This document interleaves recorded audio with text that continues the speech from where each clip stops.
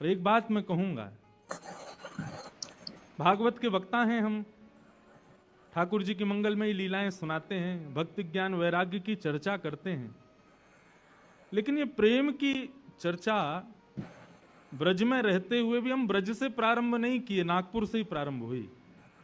गत वर्ष जब यहां प्रथम बार राधा रसामृत शब्द कहा था, तब से मान लीजिए कि स्थिति में, बुद्धि में, चित्त में, हृदय में, वाणी में श्री किशोरी जी ऐसी विराजमान हो गई हैं। अब तो वृंदावन रसामृत, श्री गिरिराज रसामृत और ना जाने कितने भाव ब्रज के प्रकट किशोरी जी ने करवाए। श्री जी के मंगल भाव स्वभाव, उन सब पर हम चर्चा तो करेंगे। लेकिन पहले ही स्पष्ट कर दूं बंधुओं, मैं ये बात अपने कहीं भी रस चर्चा होती है वहां जरूर कहता हूं, मैं श्री जी के भाव को अच्छे से सुना दूं और आप अच्छे से समझ जाओ, तो ये समझ जाना कि वो श्री जी का भाव नहीं था, कुछ और था। क्योंकि श्री जी का भाव ना तो मैं अच्छे से सुना पाऊंगा और ना आप समझ पाओगे। किशोरी जी के भाव ना तो सुनाने के विषय हैं और ना समझने के विषय हैं, वहां तो उलझन ही उलझन बनी रहेगी, एक पहेली और नई नई कुछ ना कुछ प्रकट होती रहेगी। आप उसको भली भांति समझ नहीं पाओगे और ना मैं समझा पाऊंगा।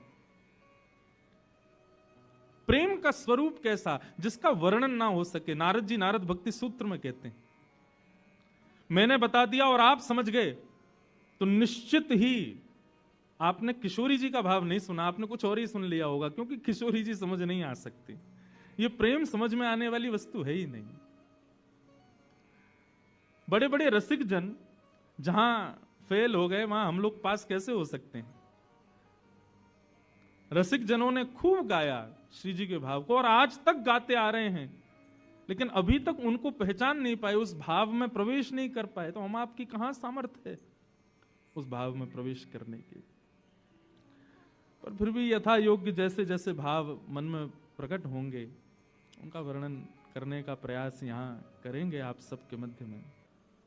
हमारी श्यामा जू, किशोरी जू, उनका एक भाव जयदेव महाप्रभु कहते हैं, उस भाव से मैं प्रारंभ करूं और फिर जहां ले जाएंगे। अभी मैं कल से मैं बता रहा हूं, मेरे इतने भाव आ रहे हैं, किसको बोलूं, किसको छोड़ूं, किसको रखूं, समझना बड़ा मुश्किल का काम है। पर फिर भी जो जो भाव आ रहे हैं सबको प्रणाम मात्र करेंगे। 4 दिन में जितना हो जाएगा उतना करेंगे। जयदेव महाप्रभु गीत गोविंद में एक भाव कहते हैं, श्री कृष्ण के प्रियाजू के प्रति प्रेम भाव और श्री प्रियाजू के कृष्ण के प्रति प्रेम भाव, इन दोनों में तुलना कीजिएगा, किसके भाव ज्यादा सुदृढ़ हैं। और बहुत ध्यान से सुनो, अब कोई आवे जावे, आप लोग बस शांति से बैठ के श्रवण करना, एक टक भी मुझको निहारे बिना रहना नहीं। हाँ, ठाकुर जी कितने प्रेमी हैं श्री किशोरी जी के। अभिनव जलधार सुंदर व्रत मंदर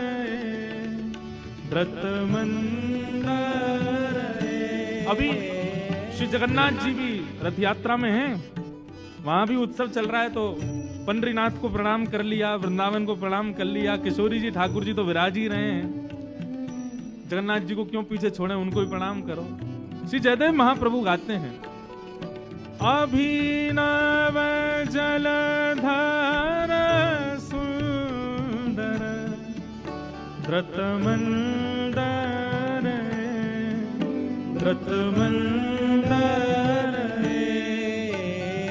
श्री मुख चंद्र चकोर जय जय देव हरे। श्री मुख चंद्र चकोर जय जय देव हरे। श्री श्यामा मुख चंद्र चकोर जय जय देव हरे। श्री श्यामा मुख चंद्र चकोर जय जय देव हरे।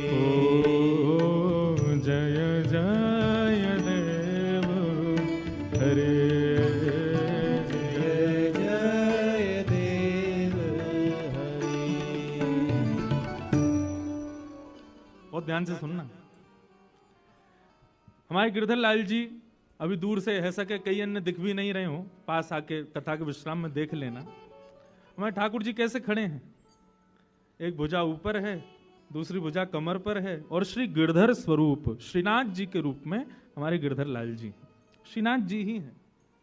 आपको सही बताएं, ठाकुर जी त्रिभंग ललित स्वरूप में आ जाएं या अधर पर वेणु वाद्य धारण करके रास की मुद्रा में आ जाएं, लेकिन ठाकुर जी का जो ये गिरधर स्वरूप है ना, इसके पीछे बहुत बड़ा रहस्य छुपा है, और वो रहस्य उजागर करते हैं श्री जयदेव महाप्रभु अपनी इस पंक्ति में। जयदेव महाप्रभु ऐसे महाकवि हुए इस कलयुग में जिनके आगे ठाकुर जी भी हार मान गए। ठाकुर जी ने भी एक प्रकार से हाथ जोड़ दिए, भैया तेरे आगे तो हम भी नतमस्तक हैं। श्री जयदेव महाप्रभु जब भी कुछ कृति बनाते ना, तो विशेष रूप से वे जगन्नाथ जी को जगदीश बोलते थे।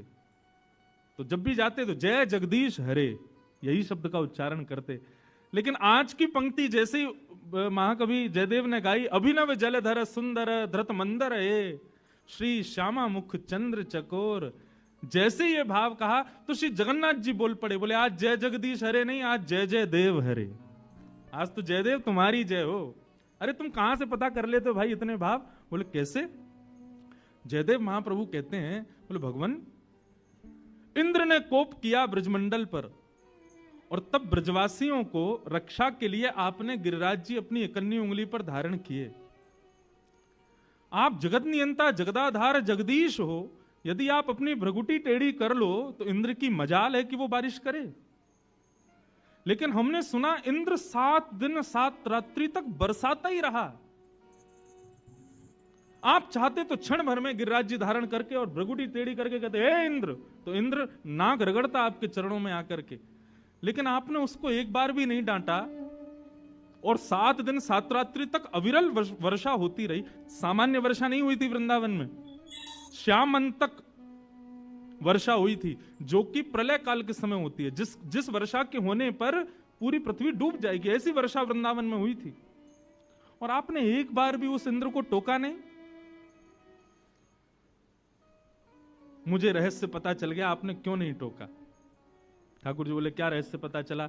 बोले कि बढ़िया अवसर मिल गया था, सब ब्रजवासी गिरिराज जी के नीचे खड़े थे, और उन्हीं सब ब्रजवासियों को जब आपने नैन भर के देखा कि भाई सब आ गए कि नहीं, तभी आपने क्या देखा कि सन्मुख ब्रजवासियों के बीच में श्री वृषभानु नंदिनी खड़ी हैं, श्री हमारी श्यामा जी खड़ी हुई हैं। तो आपने मन में विचार किया कि भैया इनकी रूप सुधा को पान करवे को या से बढ़िया अवसर नहीं मिलेगा। ये किशोरी जू जब भी इनको देखवे जाओ, कभी अपना मुंह फेर लें, कभी घूंघट कर लें, कभी कहीं चली जाएं, कभी कहीं बैठ जाएं, और कोई ना कोई बाधा इनके रूप के दर्शन में आ ही जावे। ये बढ़िया समय है, सब ब्रजवासी खड़े हैं, और इतने ब्रजवासी कि महाराज भिच भिच के खड़े थे, एक दूसरे से बिल्कुल लग के खड़े थे, जगह नहीं थी। किशोरी जी अब हिल नहीं सकती, अब कहीं जाएंगी नहीं, ये बढ़िया अवसर है इनकी रूप माधुरी को दर्शन करवे को। तो जयदेव महाप्रभु बोले इंद्र तो 10-5 मिनट वर्षा करने वाला था, बल्कि आपने तो उसको और इशारे किए, बोले करता रहे। कि जब तक श्यामा जी सामने खड़ी हैं, इनकी रूप सुधा को पान करवे को अवसर मिला है, तब तक तू बरसातो ही रहे। और महाप्रभु जी कहते हैं, बोले हमको तो एक रहस्य और पता चला। बोले क्या? बोले आपके वश की चलती तो 7 महीने बारिश होने वाली थी, वो तो इंद्र के भंडार खत्म हो गए, इसलिए 7 दिन में ही पूरे हो गए, नहीं तो आप तो इंद्र को रोकते ही नहीं। श्यामा मुख चंद्र चकोर जय जय देव। तो भैया ये गिरिराज पर्वत धारण लीला 7 दिन तक इसलिए चली क्योंकि किशोरी जी खड़ी थी सामने। यदि किशोरी जी कहीं और होती, थोड़ी दूर होती, या ठाकुर जी के सन्मुख नहीं होती, 7 मिनट में गिरिराज जी रखने वाले थे ठाकुर जी, इतना लंबा समय क्यों बिताते? तो किशोरी जी के मुखमंडल को देखने में इतने व्यस्त है गए श्याम सुंदर, इंद्र को इशारा और कर दियो बरसात हो रहे ताकि इनको देखते रहे हम।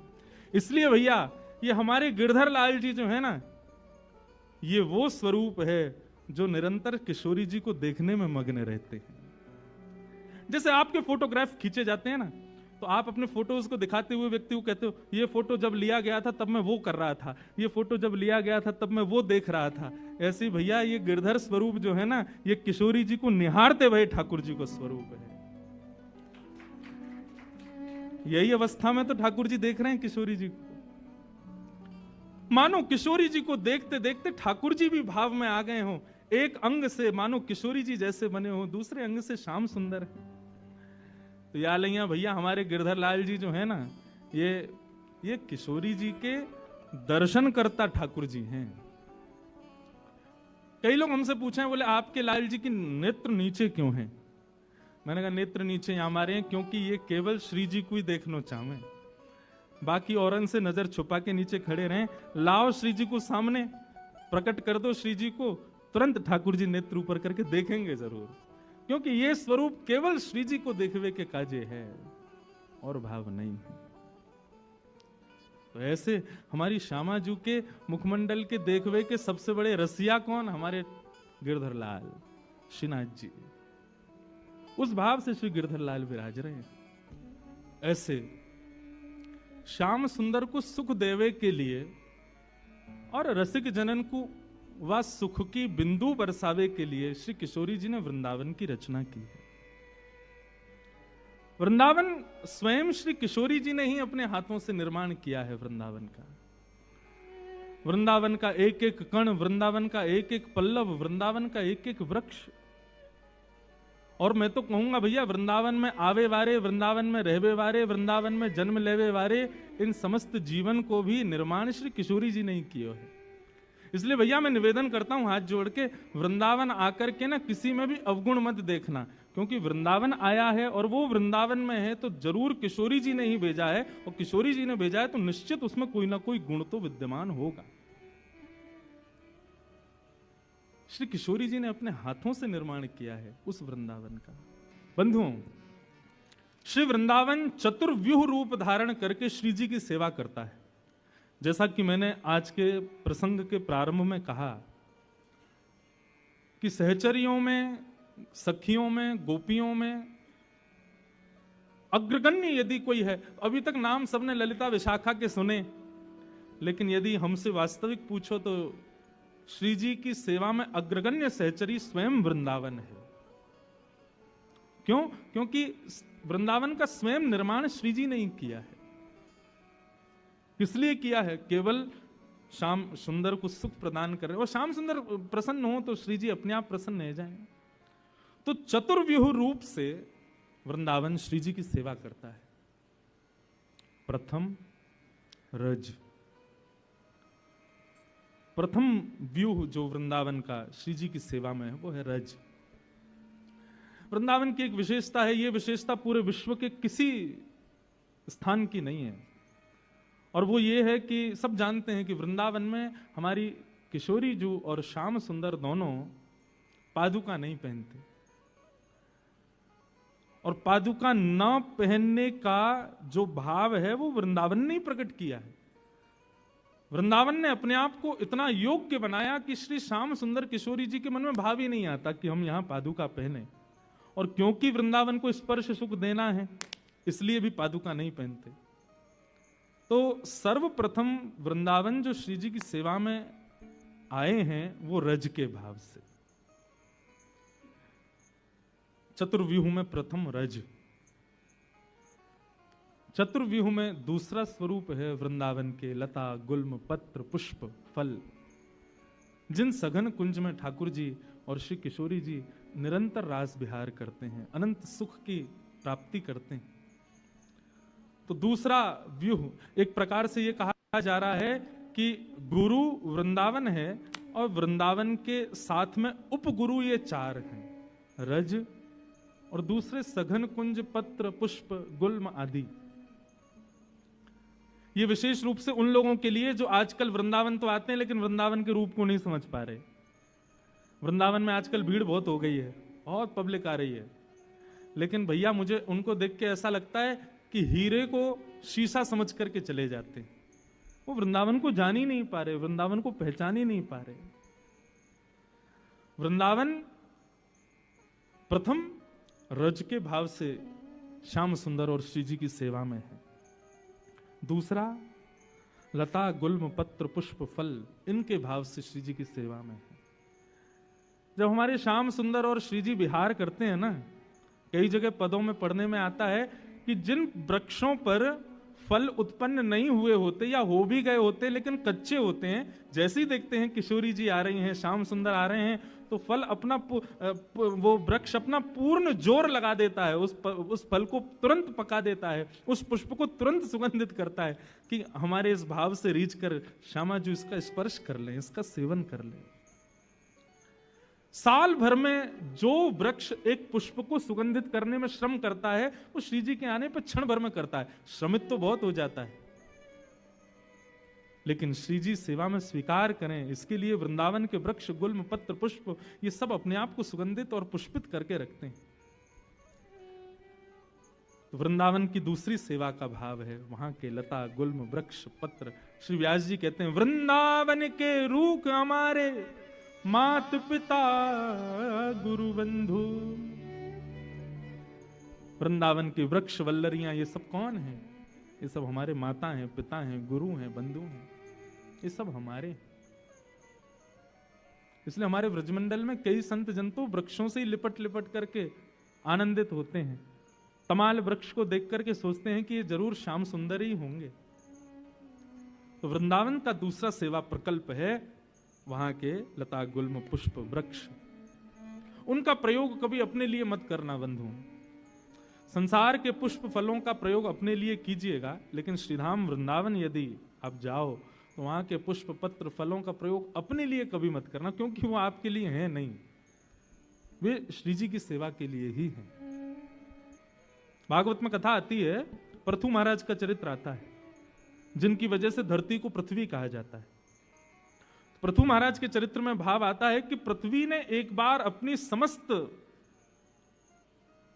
बीज उत्पन्न करने की, फलों को उत्पन्न करने की, पुष्पों को उत्पन्न करने की समस्त शक्तियों को अपने अंदर समेट लिया।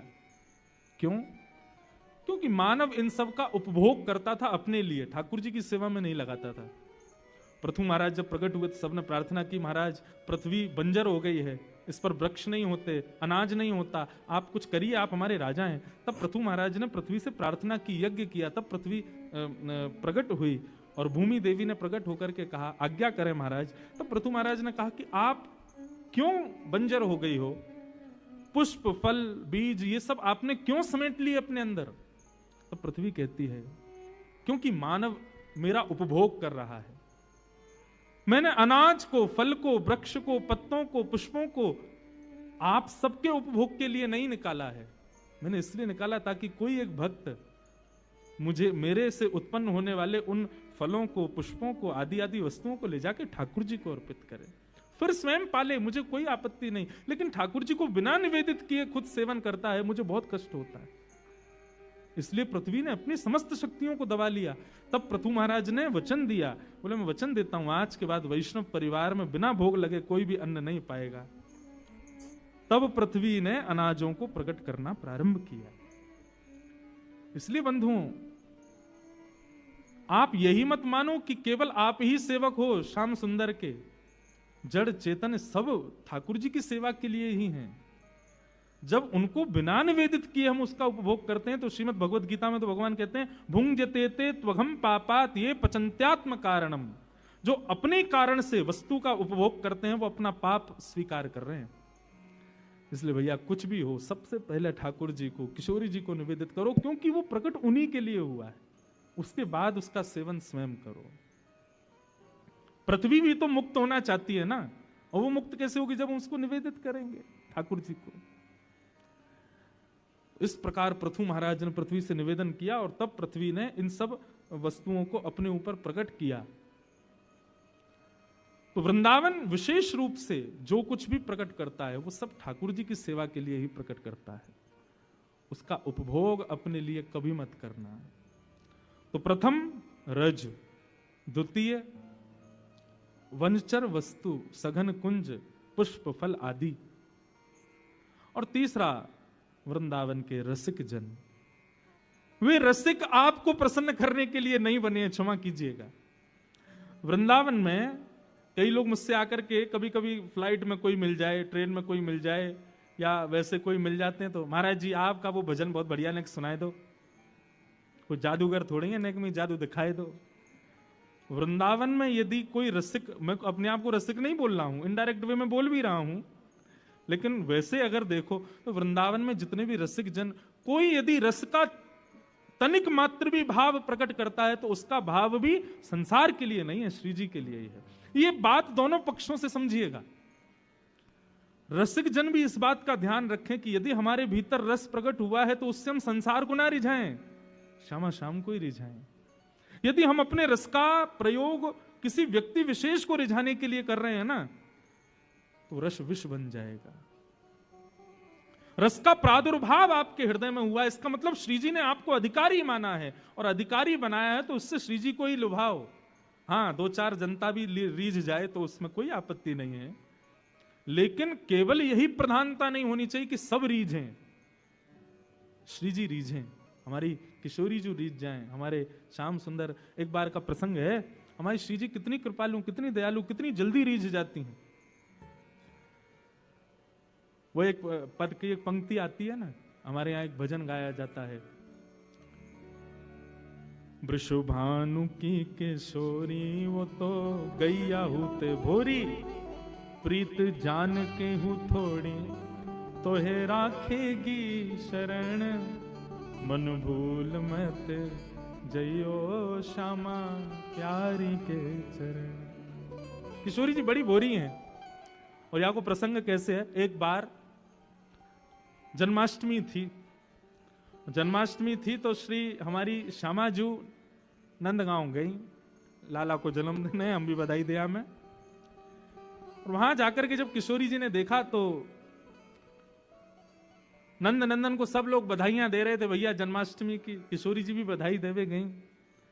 नंद नंदन क्या कर रहे थे कि सामने आने वाले लोग जो उनको बधाई दे रहे थे वो अपना हाथ आगे करें या अपना वस्त्र का भाग आगे करें या अपना पल्लू आगे करें या कोई पात्र आगे करें, उसको ठाकुर जी भर देते थे। किशोरी जी टेढ़ी नजर से देख रही, समीप गई तो मधुमंगल श्रीदामा आदि बोले, हमारे लाला को हृदय देखो श्री जी, आपने जो जैसो पात्र लेके आ रहा हो हमारो लाला वाकू भर भर के दे रहा है।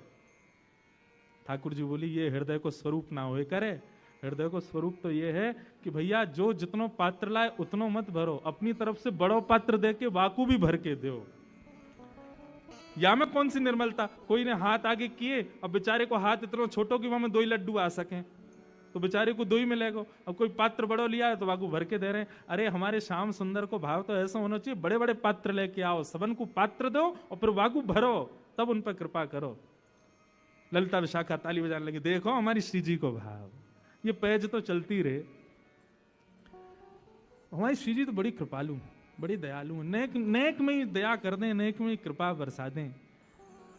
हमारे श्याम सुंदर कभी कभी श्री जी को दिखावे के काजे कृपा करें, देखो हमने वो कृपा करी, लेकिन श्री जी दिखावे ना है, श्री जी को भाव ही ऐसा होवे कि ठाकुर जी वही में ही हार जाएं, या के आगे और कहा करें हम। तो श्री जी को स्वभाव है।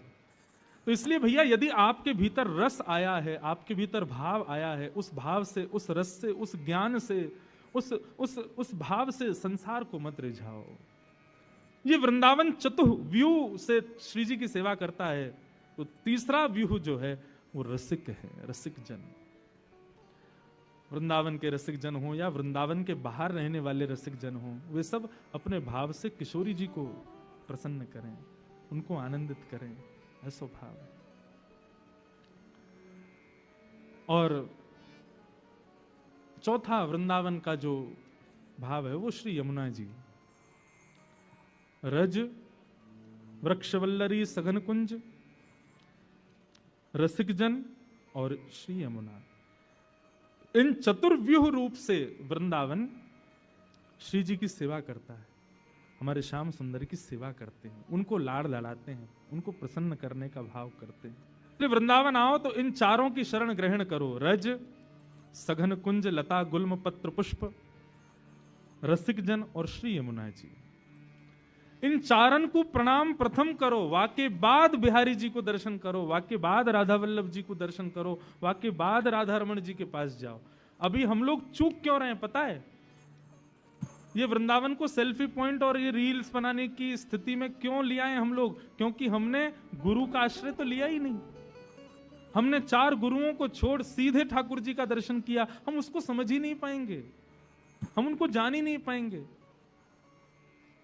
मैथ्स की बुक है, साइंस की बुक है, सोशल स्टडीज की बुक है, और बुक समझ में तो तब आएगी ना जब गुरु का आश्रय लोगे। ऐसे ही भैया ये राधा रमन जी भी एक किताब हैं, राधा वल्लभ जी भी एक किताब हैं, श्री बिहारी जी भी एक किताब हैं। इनको तब समझोगे जब गुरु को आश्रय लोगे। हम किसी व्यक्ति विशेष के पास जाने की नहीं कह रहे, ये 4 गुरु वृंदावन में हैं चतुर्विहु रूप से, श्री रज, श्री सघन कुंज, श्री रसिक जन और श्री यमुना जी। इन चारों को आश्रय पहले लो और वाके बाद आप प्रवेश करो। आपको वास्तव में लगेगा कि हमने राधा वल्लभ जी 10 बार गए लेकिन दर्शन पहली बार भयो है, 10 बार बिहारी जी गए लेकिन दर्शन आज पहली बार, जैसा हुआ वैसा पहले कभी नहीं हुआ। गुरु के आश्रय में होकर के फिर जाओ। ये चतुर्व्यूह है वृंदावन का। इनके आश्रय के बगैर वृंदावन जाना एक प्रकार से व्यक्ति वंचित हो रहा है उस महाभाव से, उस महारस से। और बंधुओं, हमारा वृंदावन जो है ना, मैं एक बात कहा करता हूं अपनी कथा, ब्रजवासी वो नहीं जो ब्रज में रहे, ब्रजवासी वो जिनके चित्त में ब्रज रहे। नागपुर के लोग हैं कई यहां बंबई से भी आए हैं, कई यहां कलकत्ता से भी आए हैं, दूर दूर से सब लोग आए हैं। आप कहीं भी रहो, सदा ब्रज आपके चित्त में है, तो आप विश्वास मानो, जब ब्रजवासियों की अटेंडेंस रोज होती होगी ना, तो उन ब्रजवासियों की अटेंडेंस में 500-600 तो नागपुर के लोगों की भी अटेंडेंस हो जाती होगी। क्यों? बोले शरीर से भले ही नागपुर में थे, चित्त से तो वृंदावन में ही थे ना। 200-300 लोग कलकत्ता की भी अटेंडेंस लगाते होंगे, भले ही देह से कलकत्ता में थे लेकिन चित्त से तो वृंदावन में थे ना। 100-150 लोग बंबई के भी अटेंडेंस लगाते होंगे, देह से भले ही कहीं भी थे, चित्त से तो श्री धाम में थे ना। और निश्चित अभी वृंदावन की गणना चित्रकेतु कर रहे होंगे ना, प्रेजेंट लगा रहे होंगे कौन कौन आया, निश्चित ही जितने भी हॉल में बैठे हम सब की भी गणना हो ही गई होगी, क्योंकि बैठे भले कहीं भी हैं, वृंदावन को याद तो कर रहे हैं ना। ब्रज की रज, ब्रज के लता गुल्म पत्र पुष्प, ब्रज के रसिक जन और श्री यमुना जी। इन चारों को कोई व्यक्ति यदि नित्य प्रणाम करे, मुझे ऐसा लगता है कि श्री जी और हमारे ठाकुर जी फिर उसको कितना भी अभागा हो उस पर कृपा करेंगे निश्चित, क्योंकि ये योग्य बनाते हैं उनके। ऐसे भाव हैं। तो अब ये इस प्रकार से कुछ ना कुछ भाव तो हम सुनाते रहेंगे। एक लीला का मधुर दर्शन करें।